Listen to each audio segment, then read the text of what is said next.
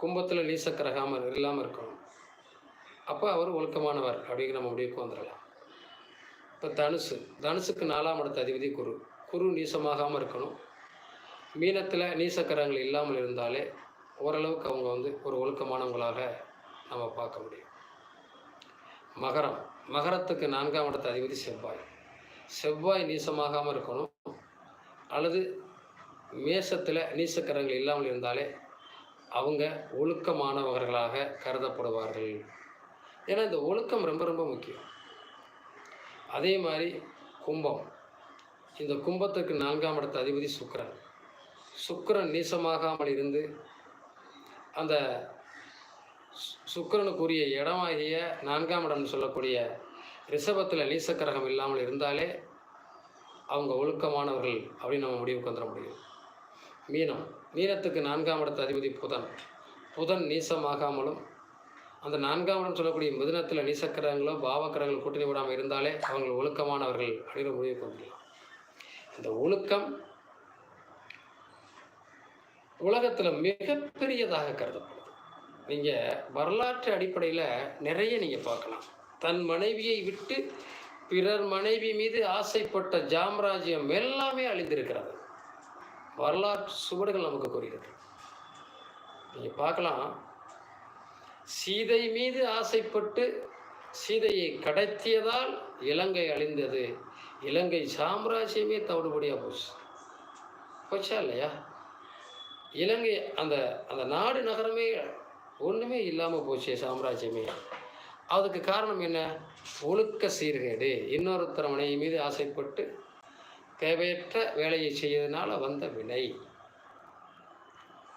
மகாபாரதத்தில் ஒழுக்க சீர்கேடாக துரியோதனன் திரௌபதியினுடைய சேலையை பிடித்து இழுத்தது, அவரை தன்வயப்படுத்த வேண்டும் என ஆசைப்பட்டது.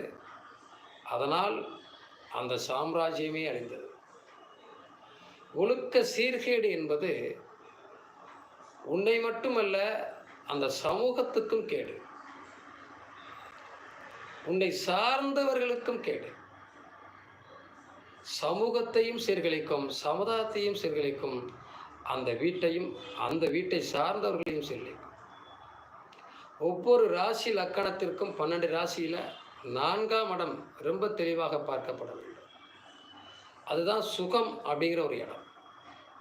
அப்போ இங்கே தன் மனைவி அல்லாது பிறர் மனைவி மீது ஆசைப்பட்டு ஒழுக்கம் கட்டு ஒழுக்கம் சீர்கெடுக்கிற போது, அதை தான் திரும்ப திரும்ப சொல்லுவேன். சிலப்பதிகாரத்தில் அழகாக சொல்லியிருப்பாங்க, தன்னுடைய மனைவி கண்ணகியை விட்டு கோவலன் மாதவியை தேடி போனதுனால, அது ஒழுக்க சீர்கெடுதனால, அதனால் அவருடைய வாழ்க்கை எல்லா செல்வங்களையும் இழந்து திருந்தி மனைவிட்ட சிலம்ப வாங்கி விற்க போய் விடலையே விதி, கட்டுப்பட்டு சாகக்கூடிய நிலையை ஏற்படுத்திடுச்சு. இதெல்லாம் எவ்வளோ பெரிய கொடூரமான செயல், கொடுமையான செயல்.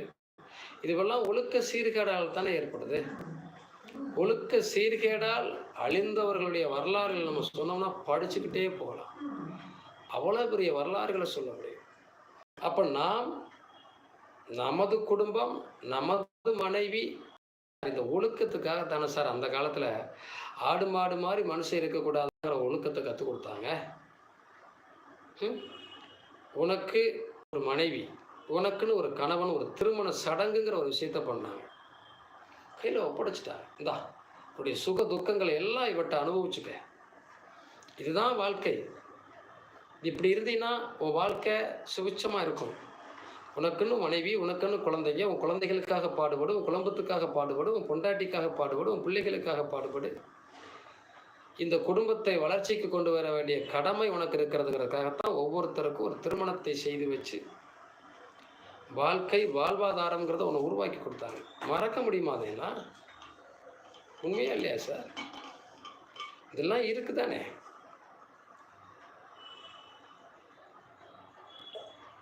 இன்னைக்கு நீங்கள் நம்ம பார்க்குறோம், எவ்வளவோ பெரிய முதலாளிகள் இப்போ உள்ள காலகட்டத்திலையும் தவறுதலாக ஒரு முடிவெடுத்ததுனால அந்த சாம்ராஜ்யம் அழிந்த கதை, அவங்கெல்லாம் கோர்ட்டு கேஸுக்குன்னு போய் அசிங்கப்பட்ட கதையெல்லாம் நம்ம பார்க்குறோம். பிறழுகிற போது சரி, இது எப்படி சார் வருது? நம்ம அப்படி போகக்கூடாதுன்னு தான் நினைக்கிறோம். போகக்கூடாது